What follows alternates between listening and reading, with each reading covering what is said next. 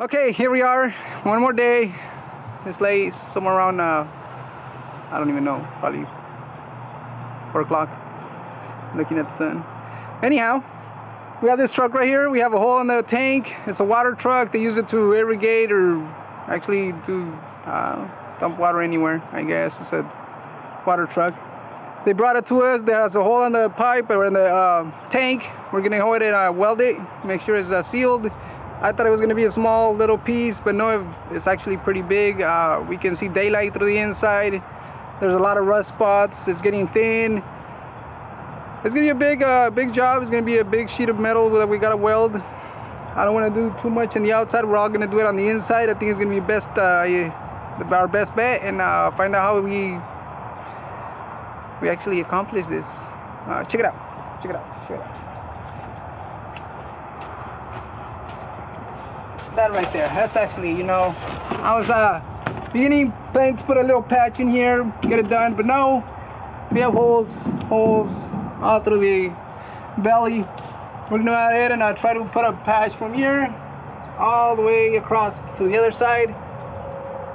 We'll get through it to the inside. Make sure we seal it through the inside, and we'll see what the customer wants to do with the outside, whether he wants to paint it, clean it. We'll find out. But yeah, that's our plan so far, and we're gonna get it done. We're gonna go ahead and use cardboard, as you see. We're use some cardboard, trace the belly out, so we can trace a sheet of steel. The top hole. I was thinking of the top hole. We actually have just a manhole that's actually pretty small. We got to think of how we're gonna deal with the sheet metal going inside, putting it inside. We might even at the end go through the outside. We never know. We're gonna go ahead and trace it out, find out what we do after that, and see how that goes.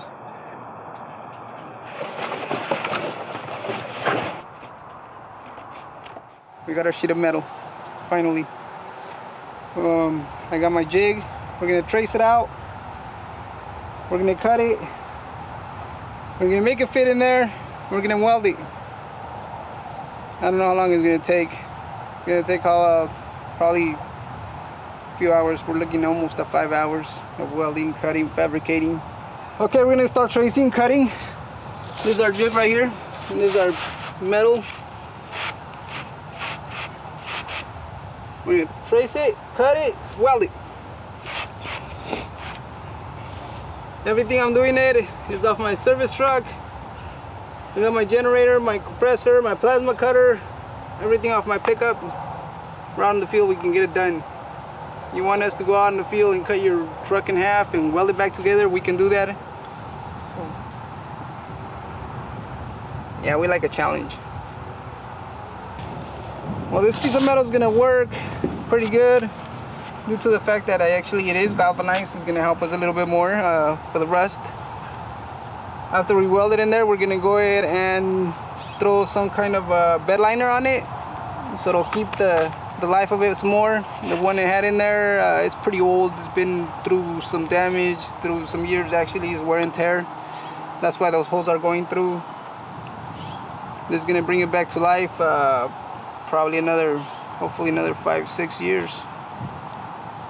Then after that, I believe he's gonna need a new tank. So I'm hoping it goes more than that, but anyhow, this galvanized is actually pretty good. It'll keep it from rusting a lot more. When you are cutting or welding galvanized, try to wear a mask.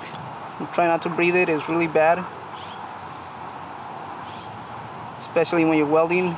There's a lot of fumes coming out of it. We're gonna be inside the tank.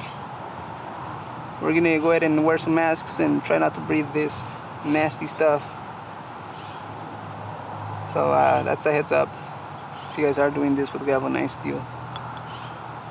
The galvanized steel is some kind of protection that they do a coating to protect the metal from rusting.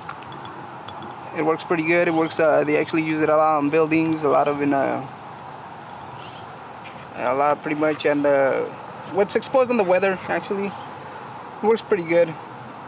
The only thing we really gotta cover is where we're gonna cut and re-weld, because that's pretty much gonna burn the galvanized away. We'll just seal it back up again, and like I said, we're gonna bed line it inside again to give us some more life to expand.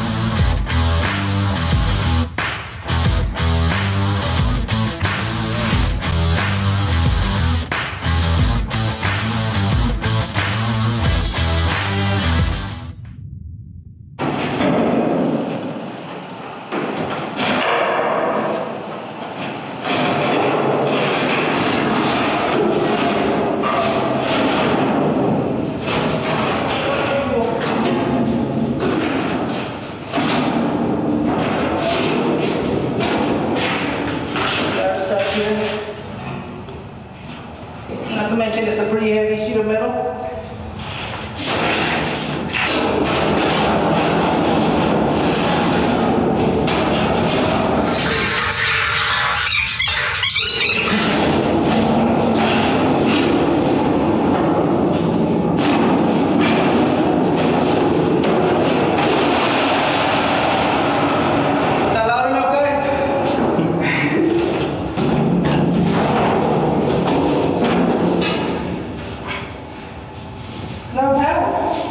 We did pretty damn good.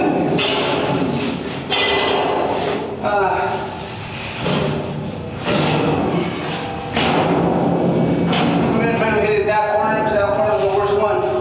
Okay, we got it fitted. We went ahead and traced out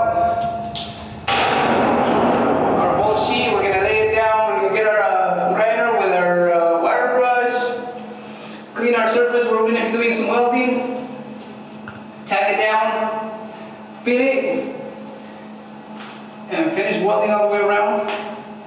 I think it's perfect.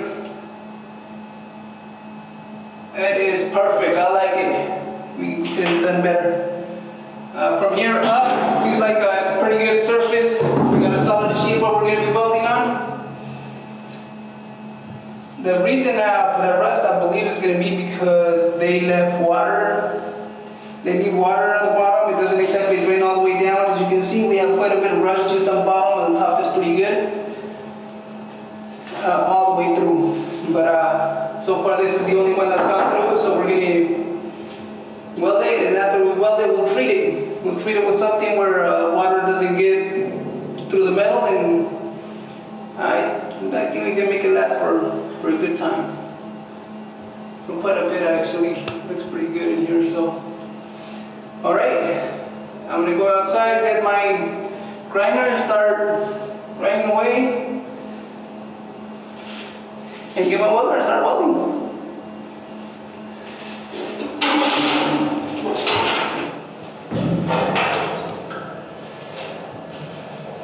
Yes.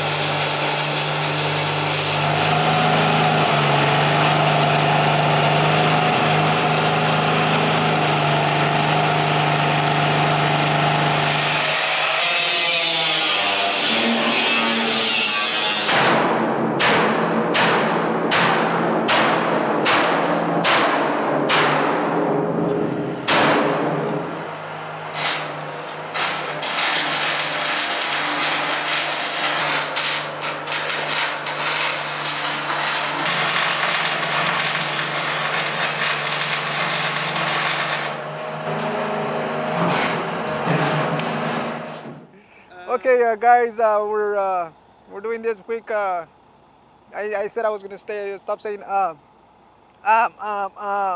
me get them all out. 1, 2, testing, testing. Okay, here goes. Okay, everybody, we are here today. Let you know about the last job we did. It was hard. It was hard. One thing I gotta say is that we got it done. It's customers pretty happy with it.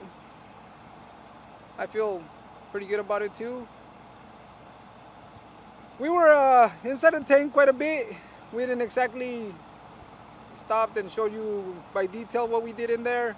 I had a mask while I was welding in there. It got pretty hot in there. We're trying to get it done as fast as we could. My camera crew kind of got sick inside, so we had to bring them back out. It's hot, you know. There's the camera guys. Anyhow. Okay.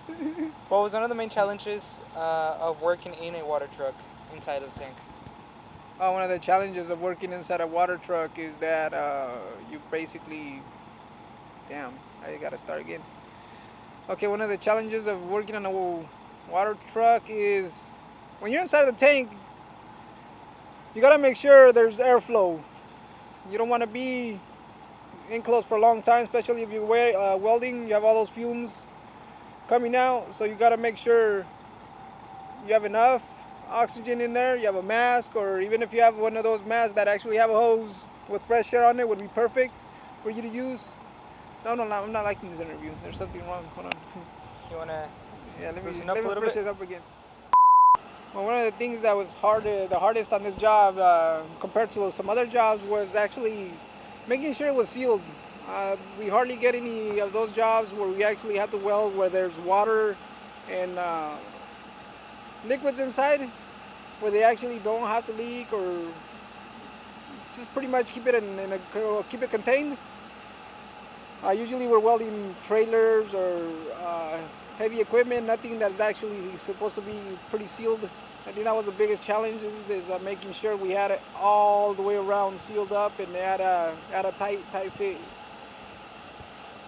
Other than that, we can pretty much do just about all of it. I mean, you bring the challenge and we'll show you what we know how to do.